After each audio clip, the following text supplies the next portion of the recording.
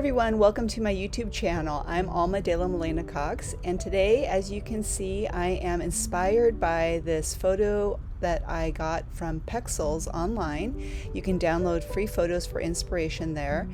And right now I'm just doing my first sketch, and I think what I'm going to do is invent a face for her. I just want to use this photo as inspiration for the figure. And so as you can see, I'm just right now creating some just general shapes, not too worried about the details. The details will come in the second sketch. I will drop the opacity of this one and add another layer, and then you'll see me refine it in the third and final drawing, and I'll show you all the details. If you're not yet comfortable with sketching, then by all means trace your inspiration photo. I think that there is nothing wrong at all with building confidence and learning how to draw and place general shapes. I would practice maybe drawing the bigger general shapes though, and then leave the details for maybe your hand in it, and that way your illustrations will have your signature style, your special flavor and unique quality in your drawings. You'll see me here moving my sketch a little bit closer to the photo. It really helps me to draw in a similar size. It makes the process a little bit easier for me. It's more challenging when I'm doing larger paintings, when I use a smaller photo for reference photos. So I like using the iPad for this reason, because I can get pretty close to the size that I want it, because I can size things very easily in the app. So I'm going to let the music play for a little bit as I go through this first draft and the second draft, and I will jump in when I see something that is worth mentioning, in my opinion. So here I'm just, again, the details of her face are really going to come forth when we add the color and when I do my second and final drawing. So this is just a placement sketch.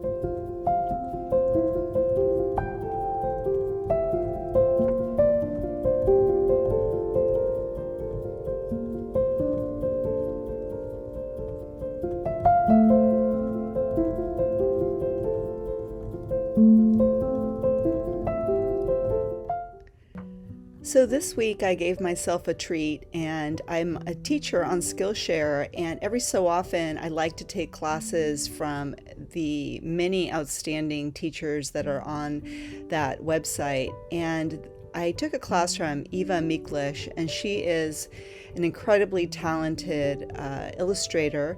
And what I loved about the class is how she uses different brushes to create a really layered and textured look.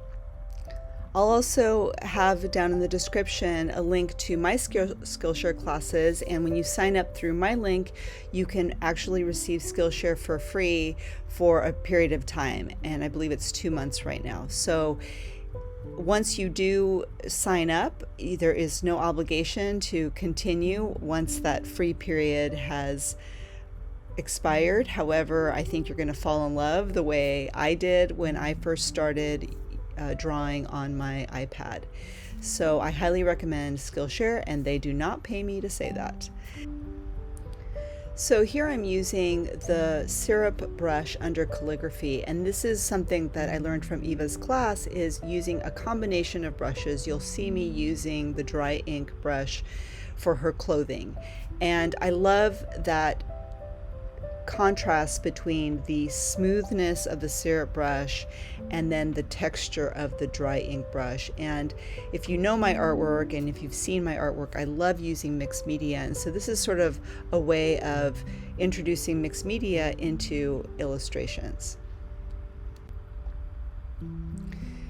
So in order to add the details, again, like with the sketch, it was just very basic forms, but here you can see that I first colored the entirety of her arms and her fingers and her thumb, and then on a new layer I'm bringing in the details of the lines between the fingers. And sometimes, one of the things that I'm always just really blown away by when I watch speed painting and I watch how quickly things come together is it's important to understand that the brain, we're such intelligent creatures that our brain fills in the details. So even though I will not add fingernails and I will not add, too many of the details of the fingers, your brain fills in the information. So when you're drawing, you don't need to add as many details.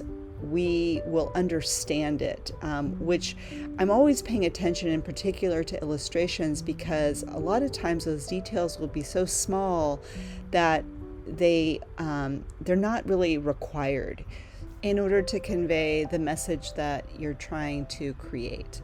I'm not saying that you shouldn't do it or that it isn't fun. Adding details is super fun, but I found for myself that sometimes it stressed me out when I didn't get all the details just right. And that it took me a long time to really understand that, the brain really does fill in. So even just a suggestion of an idea of a finger is enough. So that really kind of liberated me. And again, I love to add some details sometimes, and I especially love to add the details in paintings. But with my drawing, I really am trying to convey an overall feeling and message, and for me it's more about the story. So anyway, for whatever that's worth to you, I hope that you will take from it what you want.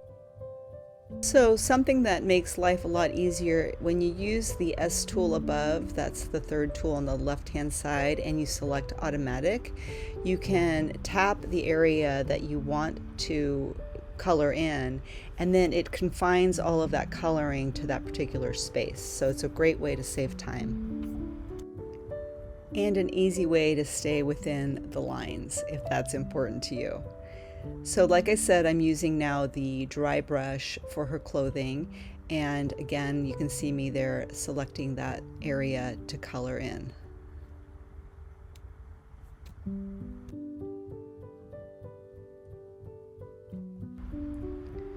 So because I lowered the opacity on the clothing when I used the dry ink brush, it's a little bit transparent. So as I'm coloring in the hair, which this layer is underneath the clothing, you can see that I'm kind of bleeding into her shirt and her shorts a little bit on the edges.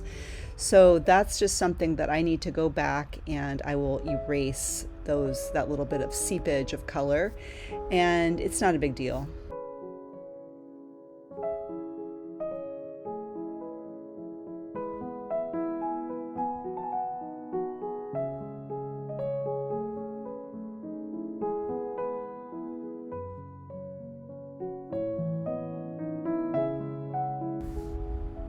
So here with the bubble wand, I was a little conflicted because of covering her lips. I wanted, to see her mouth. And this is just one of those things, if I had done a close-up of her face, and I probably would have been able to, emphasize the mouth and the lips. But I'm just reminded of the theme of this artwork, which you'll see in a moment. Really, the whole gist of it is about bliss. And I just feel like this is at the heart of why I make art and why I think creativity is so valuable for each and every one of us to express it however we're called to do. The mythologist Joseph Campbell coined the phrase, and it's probably one of my favorite all-time quotes, "Follow your bliss."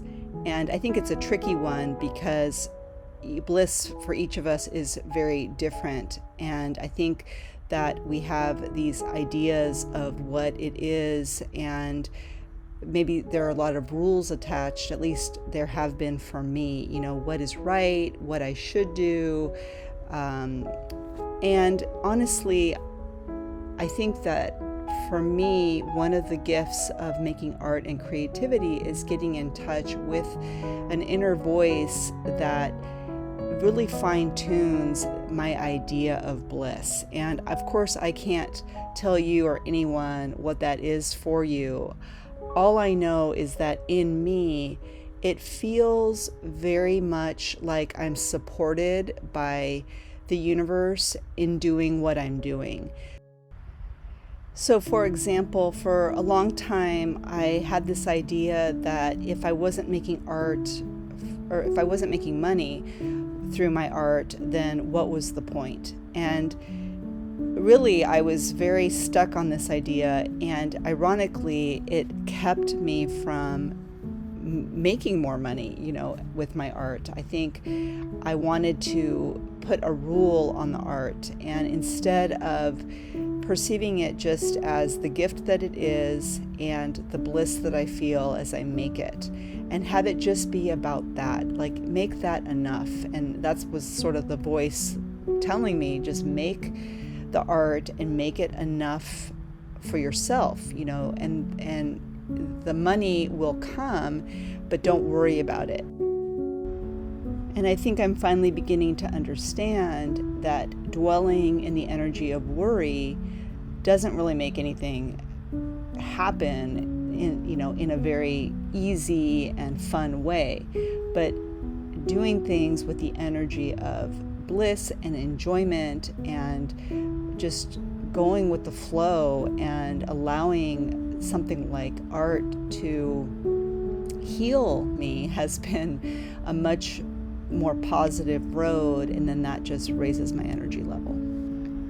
And when energy level is high, that seems to be much more productive in terms of things come and I don't even expect them to.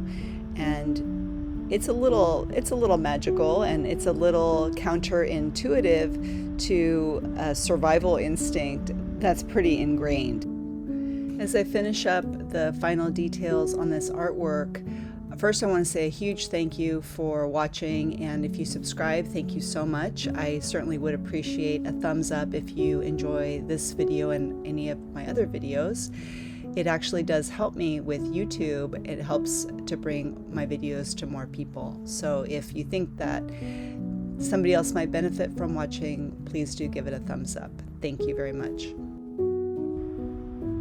The last thing I want to share before I just let the music play for the end of the video is how important it is to take that time for yourself. Give yourself permission.